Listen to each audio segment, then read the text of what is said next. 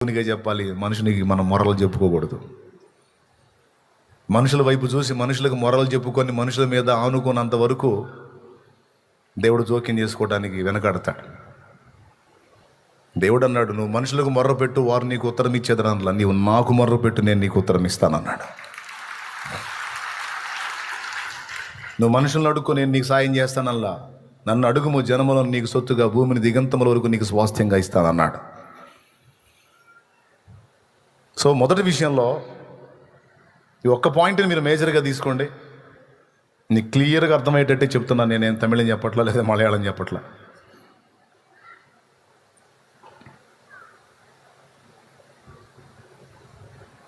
ఒక మనిషి వైపు తిరిగి మనిషి మీద ఆనుకున్నందుకు 2 ఏళ్ళు కూర్చోవాల్సి వచ్చింది జైల్లోనే.